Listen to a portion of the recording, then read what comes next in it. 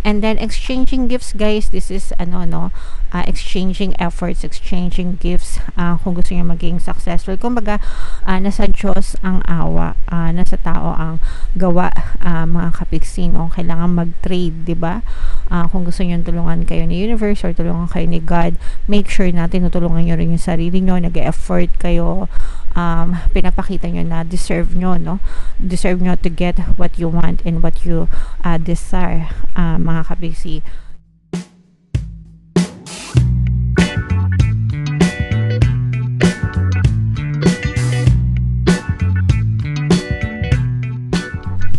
Hello guys, hello mga kapiksi, welcome back to Pinay Pixie Tarot.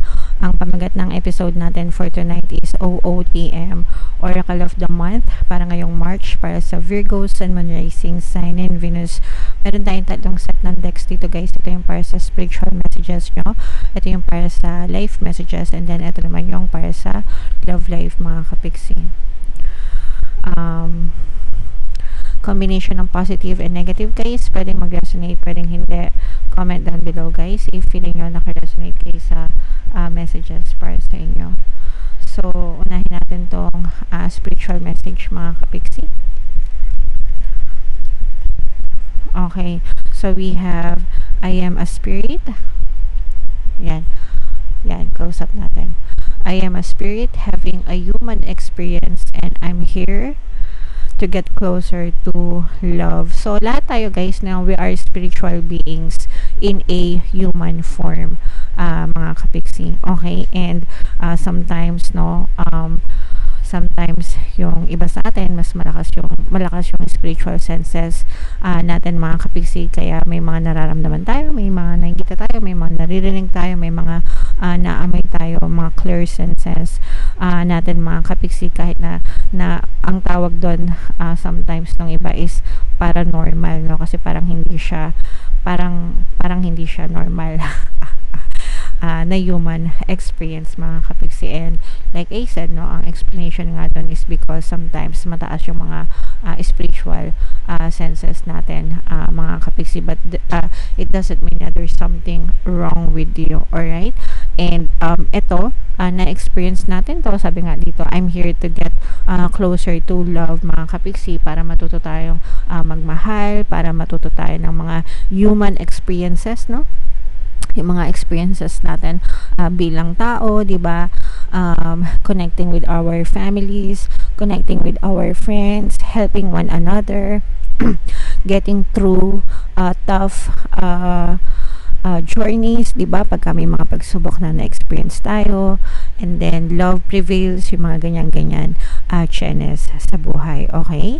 So, malaking bagay yung mga na-experience natin sa buhay, mga kapiksi, habang tumatanda tayo, habang nagmamature tayo, and kapag kumbaga, ma-appreciate mo na yun kapag yung mga bata-bata pa, hindi pa nila masyadong ma-appreciate yan, no? Pero pagka medyo nagkaedad ka na, 40s, 50s, ganyan, sometimes senior citizen, ganyan, doon mo na marirealize kung gaano kaganda ang buhay, mga kapiksi, no? Hindi lang dahil dun sa kayamanan na na-accumulate mo, but yung kayamanan sa pagmamahal, kayamanan sa experience, kayamanan sa karunungan, yun yung importante sa lahat, mga kapiksi. Kasi kayamanan sa wealth, guys, no?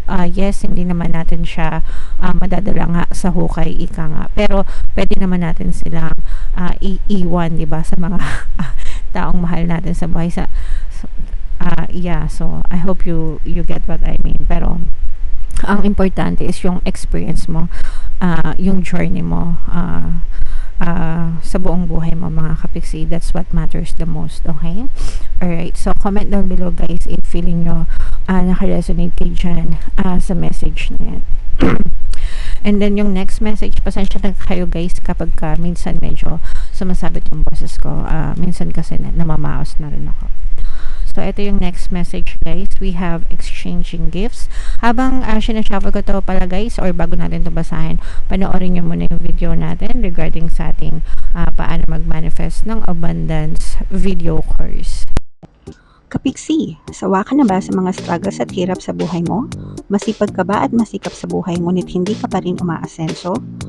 Ilang beses ka na bang nag-attempt magnegosyo at mag-invest pero palagi ka pa rin nalulugi? Sa pagkakataon na ito ay maaaring may subconscious beliefs ka na nagiging balakid sa iyong pag-unlad at pagyaman. Introducing, paano mag-manifest ng abundance video course. Dito ay matututunan mong ma-overcome ang mga balakid mo para tuluyan ka ng umunlad, umasenso, sumagana, maging matagumpay, successful at maswerte sa iyong kabuhayan, pera, trabaho, negosyo, salapi at kaperahan ng bonggang-bongga. Dali, mag-send na ng email sa pinoypixitaro@gmail.com at simulan na ang iyong pagyaman ngayon.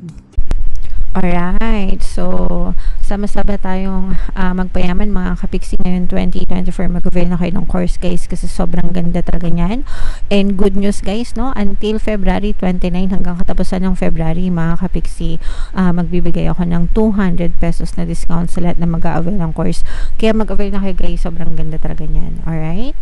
So, ito yung additional na, ito yung live messages para sa inyo. We have exchanging gifts at saka we have yin energy. So, yin energy, this is passive energy. This is more on reflection, mga kapiksi, planning, thinking, analyzing, guys, before you even take action. So, ibig sabihin nito guys, bago kayo kumilos, bago kayo gumawa ng mga aksyon, bago kayo humakbang ng mga susunod na hakbang nyo, pag-isipan nyo munang mabuti, no? Magplano muna kayo mabuti, pag-isipan nyo munang mabuti, ask yourself, ito ba talaga yung gusto ko? Nasa akin na ba yung mga tamang impormasyon or sapat na ba yung mga impormasyon na kailangan ko para maayos ko itong journey na to, itong lakad na to. Kumbaga parang magta-travel kayo, magba-backpack kayo, 'di ba? Bago kayo mag-travel, paplanuhin nyo muna mabuti yung mga itineraries nyo. Make sure na nasa tamang lugar lahat, yung mga bookings nyo, diba? Yung mga reservations nyo, yung budget nyo, yung itineraries nyo and all. Tapos yung actual na journey nyo or yung actual na travel nyo, yun na yung yang energy. Pero habang hindi pa kayo nagta-travel, yung yin energy, yung planning, yung thinking, yung analyzing and everything, yun yung ibig sabihin na magplano ka sa buhay mo. Alright? And then exchanging gifts guys, this is exchanging efforts, exchanging gifts kung gusto niyo maging successful. Kumbaga nasa Diyos ang awa, nasa tao ang gawa, mga kapiksi, no? Kailangan mag-trade, 'di ba? Kung gusto niyo tulungan kayo ni universe or tulungan kayo ni God, make sure na tinutulungan niyo rin yung sarili niyo, nag-e-effort kayo, pinapakita nyo na deserve nyo, no? Deserve nyo to get what you want and what you desire, mga kapiksi. A for effort, diba? Success, sacrifices, dedication, time, effort, yan. So, make sure na ginagawa nyo lahat yon bilang kapalit ng tagumpay na mga bagay na hinihiling nyo, mga kapiksi. Alright? Okay, so comment down below guys if feeling nyo nakaresonate kayo and if naunawaan nyo yung mensahe na yan, kapiksi. And then yung last message para sa inyo, Virgo, ito naman is para sa love life. Habang sinashuffle natin ito guys, naka-flash sa screen nyo yung ating email coaching, manifest your desires using the law of attraction. If meron kayo mga specific na gusto nyong i-manifest guys, pwedeng love and relationship, pwedeng money or career, pwede kayo magpa-book ng email coaching session with me. Mag-send lang kayo guys ng email sa pinoypixitaro@gmail.com. So, ito yung mensahe na gustong sabihin or gustong itago ng person mo. I have lost all control of my life. I keep messing up. It's difficult for me to process my emotions. I am not available right now.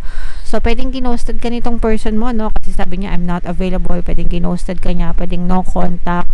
Pwedeng hiwalay na kayo nitong person mo and hindi mo makausap itong person mo. For the reason na nag-i-emote yung person mo. Nag-i-emo pa siya, mga kapiksi, kasi maraming nangyari sa buhay niya na parang feeling niya walang direksyon, no?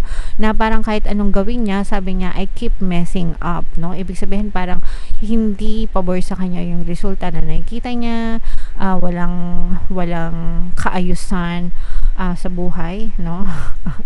Pwedeng ganun, wala siyang kaayusan sa buhay, keeps on messing up kahit anong gawin niya, kahit anong pagsusumikap niya, mga kapiksi. And parang nagsa-self-pity itong person mo, guys, dahil sa mga pinagdadaanan niyang problema sa buhay. It's difficult for me to process my emotions. Actually, sa panahon ngayon, no, it's either kailangan niya ng somebody na makakasama niya para matulungan siya na ma-process yung emotions niya, para masabi sa kanya na it's okay, it's going to be okay. Pero sometimes nakakatulong din yung pag-iisa talaga, mga kapiksi, yung parang bigyan mo siya ng quiet time, quiet moment niya sa sarili niya para makapag-isip siya, para malaman niya kung ano talaga, ma-discover niya talaga kung ano talaga yung mali and kung ano yung kaya niyang gawin, and para makita niya rin yung courage niya deep within. Sometimes, no, kailangan natin mapag-isa. Kayo din, no, may mga moments din na gano'n na parang gusto nyong mag-isa, gusto nyong mag-moment lang, mga kapiksi. So for the time being, parang feeling ko ganun yung gustong mangyari sa'yo ng person mo. So if your person is not reaching out to you, hindi nyo siya makausap, hindi nyo siya mahagilap, guys, maaaring may pinagdadaanan lang siya. So mas mabuti na ipagdasal nyo siya, mga kapiksi, kaysa sa away-awayin nyo pa siya, guys, kasi baka mamaya puro kuda tayo, yung sarili lang yung natin, yung iniisip natin, hindi natin naiisip na may pinagdadaanan din pala sila, okay? So yeah, there are always two sides of the story, mga kapiksi. Kailangan pakinggan natin lahat. Alright? So yeah, comment down below, guys, if naka-resonate kayo sa mga messages para sa inyo, and let me know kung saan ka naka-resonate dito ba sa spiritual, dito ba sa life, or dito ba sa love life. Comment down below, mga kapiksi. Ito yung ating mga pampaswerte subliminal, guys. Pakinggan nyo na para talaga maging maswerte kayo ngayon 2024. And ito naman yung ating success stories ng paano mag-manifest ng abundance video course. Click here to subscribe, guys, and click here to join our membership program. Thank you for liking, sharing, and subscribing. See you again next time. I love you all, guys. Have a nice day. Bye bye.